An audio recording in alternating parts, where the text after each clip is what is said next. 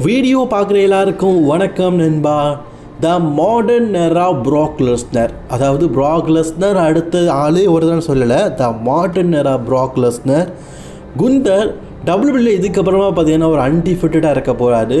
Actually அவரை நம்ம இதுக்கப்புறமா ஒரு பீஸ்டாக தான் பார்க்க போகிறோம். என்னப்பா ஒவ்வொரு பில்டப் பிடிக்கிற அப்படின்னு கேட்டிங்கன்னா அதுக்கான அர்த்தம் இந்த வீடியோவில் தெரியும். நாம் இந்த வீடியோவில் த பீஸ்ட் குந்தரை பற்றி தான் பார்க்க போகிறோம். மறக்காமல் சேனலுக்கு ஃபஸ்ட் டைம் வந்துருக்கோங்க, சப்ஸ்கிரைப் பண்ணிக்கோங்க. பெல் ஐகானை கிளிக் பண்ண மூலியமாக தினமும் ப்ரோசிங்க தமிழ் தெரிஞ்சுக்கோங்க. ஆக்சுவலி த குந்தர் அப்படிங்கிற ரெஸ்லரை கடந்த ஒரு 3-4 வருடமாக டபிள்யூவில் பார்த்துருப்பீங்க. Longest reign intercontinental champion, longest ரேஜினா இவரை யாரும் பின்ஃபால் பண்ணதில் இப்படி எக்கச்சக்க ரெக்கார்டை டபிள்யூபியில் பண்ணியிருக்காரு. குந்தரே ஒரு பட்டியலை சொல்லியிருப்பாரு, நான் டபிள்யூபியில் பயணித்ததில் 80% மேற்பட்ட நாட்கள் நான் சாம்பியனாக தான் டபிள்யூ இருந்திருக்கேன்னு. அது உண்மை தான். NXTயில் கிட்டத்தட்ட 650 நாளுக்கு மேலே UK சாம்பியன், அப்புறம் டபிள்யூவில் intercontinental champion, heavyweight champion சொல்லிட்டு 3/4 நாள் அவர் சாம்பியனாக தான் இருந்திருக்காரு. அது நெசமான ஒரு விஷயந்தான். அப்படிப்பட்ட குந்தர் ஜான்சனாவை கிவ் அப் பண்ணதுலேருந்து ஒரு பெரிய ஆளாக இப்போ கருதப்படுறாரு. ஆக்சுவலி டபிள்யூபிள்யூ நினச்சது நடந்துடுச்சு. குந்தரை மான்ஸ்டர் மாதிரி காட்டணும்னு நினச்சாங்க, அந்த மான்ஸ்டருக்கான நேரம் வந்துடுச்சு. இப்போது அந்த மான்ஸ்டர் பீஸ்ட்டுன்னு சொல்லும்போது ப்ராக் லெஸ்னர் ஃபேன்ஸோ அல்லது மற்றவங்களோ ப்ராக் லெஸ்னர் ஒருவரே பீஸ்ட்டு, மற்றவங்கள பீஸ்ட்டுன்னு சொல்கிறதுக்கு ஆள் இல்லை, ப்ராக் லெஸ்னருக்கு நிகராக யாரும் உருவாகலை அப்படிங்கிற வார்த்தையை சொல்லுவீங்க. நானும் அதை தான் சொல்கிறேன். ப்ராக் லெஸ்னருக்கு நிகராக ஒருத்தர் உருவாகலை, ரோமனுக்கு நிகராக ஒருத்தர் உருவாகலை. ஆனால் ஜான்சனாவுடைய காப்பி ரோமன் ரெயின்ஸ் தான் அப்படின்னு சொல்லும்போது ரோமன் ரெயின்ஸ் எல்லாத்தையுமே தூக்கி எறிஞ்சு நான் ரோமனை விட அதாவது ஜான்சனாவை விட பெட்டர் அப்படிங்கிறத இப்போ நிரூபிச்சிருக்காரு. இப்போ ஜான்சனா வராருன்னா அதை காட்டிலும் ரோமன் வர்றது மவுசாக இருக்குது. இப்போ ப்ராக் வராருன்னா அதை காட்டிலும் ரோமன் வர்றது மவுசாக இருக்குது. ஸோ எல்லாரை விட நான் ஒரு பெட்டர் தான் அப்படிங்கிறத ப்ரூவ் பண்ணியிருக்காரு. ஸோ அந்த நிலமையில தான் இப்போ குந்தர் இருக்கார். நான் அடித்து சொல்கிறேன், அடுத்த 3 வருஷத்தில் த குந்தருடைய தீம் மியூசிக்கை கேட்டோன்னா மக்கள் எல்லாம் பார்த்திங்கன்னா பதற போகிறாங்க, ரசலர்ஸ் எல்லாம் பதற போகிறாங்க. அப்படிப்பட்ட ஒரு மிகப்பெரிய ஆளாக வரப்போகிறாரு.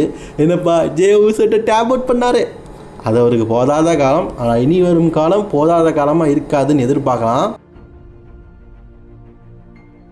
ஸோ ட்ரிபிள் ஹெச் மாடர்ன் எராவுடைய Brock the beast Gunther. Actually நான் குந்தரை பற்றி பார்க்கறதுக்கு முன்னாடி அவங்க அண்ணன் வால்டரை பற்றி பார்க்கணும். இவர் தான் வால்டரு. என்னப்பா பார்க்கறதுக்கு குந்தர் மாதிரியே இருக்கார், என்ன சப்ளியாக குண்டு குண்டு இருக்காரு, இது யாருன்னு கேட்டிங்கன்னா வேறு யாருமே இல்லை, இதுவும் குந்தர் தான். குந்தருடைய பழைய பேர் தான் வால்டர். அவர் NXTயில் சண்டை போட்ட ஒவ்வொரு மேட்ச்லையும் நெஞ்செலும்பு உடையாத ரெஸ்லர்ஸே கிடையாது. ஓவராக பீலெல்லாம் ஓட்டாதண்ணா எவனாத்து நெஞ்சில் சேப் அடித்தா, அதாவது இவர் நெஞ்சில் குத்தர மாட்டார், சும்மா அடிப்பார். அடித்தா நான் எலும்பெல்லாம் உடையுமான்னு கேட்டிங்கன்னா இட்ஜியோ ட்ராகனோவை கிட்ட கேட்டு பாருங்கள் தெரியும்.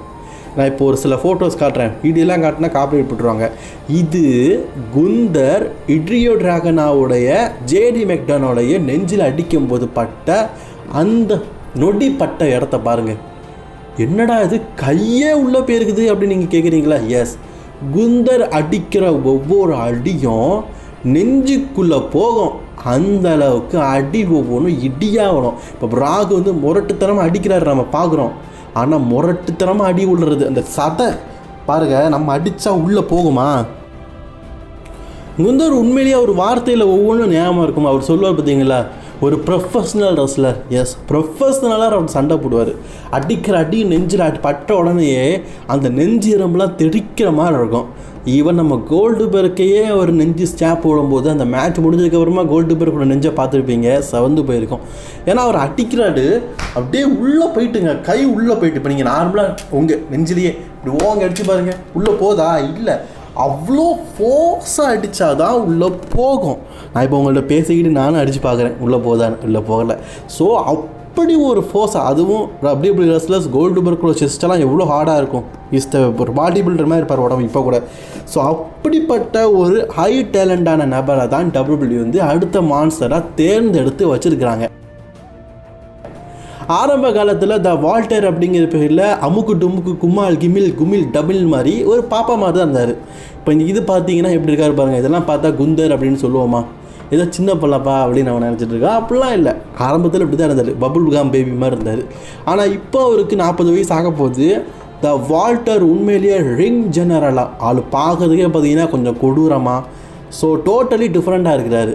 ஸோ தன்னை ப்ரூவ் பண்ணதுக்கே குந்தருக்கு இத்தனை வருஷம் ஆயிருக்குது. ப்ராக் லெஸ்னர் அண்டர்டேக்கரை பீட் பண்ணார் அந்த இது. சரி, என்னதான் இருந்தாலும் மக்கள் பூ பண்ணுறாங்களே, எப்படிப்பா இவர் அடுத்த இதாவார் அப்படின்னு கேட்டிங்கன்னா, நான் ஒரு கதை சொல்லட்டா? ரோமனுக்கும் அண்டர்டேக்கருக்கும் 2018, எத்தனை ஒரு 7 வருஷம் ஆச்சா? அப்போ WWE வந்து ஒரு மேட்ச் நடத்தினாங்க. அதில் ரோமன் அண்டர்டேக்கரை ரசல்மேனியாவில் பீட் பண்ணிட்டு போனார். அடுத்த நாள் வரும்போது மக்கள் போட்டாங்க பாருங்க ஒரு பூ. அண்டர்டேக்கர் ரோமன் ரெயின்ஸை வீழ்த்தினால எங்களை ஏற்றுக்க முடியாது, ரோமன் ரெயின்ஸுக்கு பூ தான் பண்ணுவோம், பூ மேன் பூ மேன் பூ அப்படின்னு போட்டாங்க.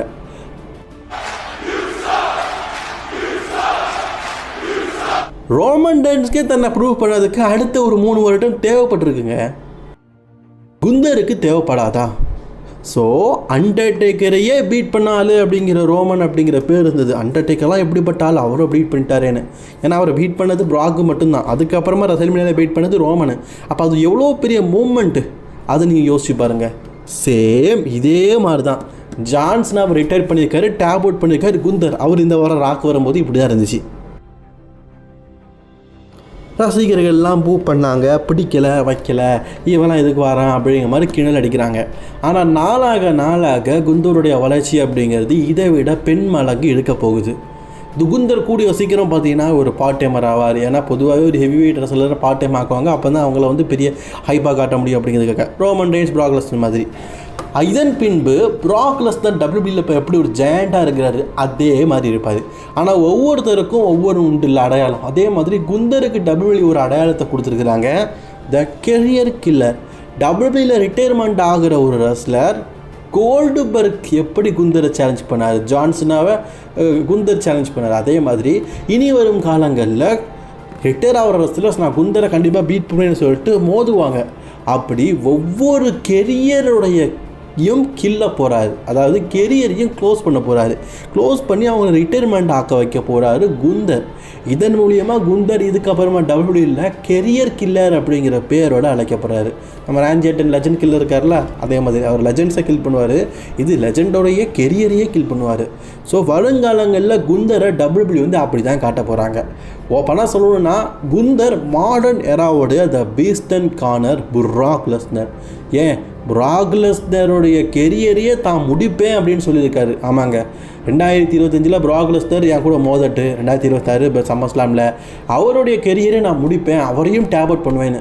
டேப் அவுட் பண்ணாத ப்ராக் லெஸ்னரே டேப் அவுட் பண்ண வைக்க போகிறாராம். எப்படிப்பட்ட ஒரு அரக்கனை தேர்ந்தெடுக்காங்க. என்னை பொறுத்த வரைக்கும் பர்ஃபெக்ட் சாய்ஸ்ன்னு சொல்லுவேன். சண்டேலேருந்து எல்லாத்துலேயுமே பர்ஃபெக்டாக இருக்கார். ஸோ உங்களோட கருத்துக்களை மறக்காமல் கமெண்ட் பாக்ஸில் கமெண்ட் பண்ணிக்கோங்க. தொடர்ந்து வீடியோ பார்க்க சேனலை சப்ஸ்கிரைப் பண்ணிக்கோங்க.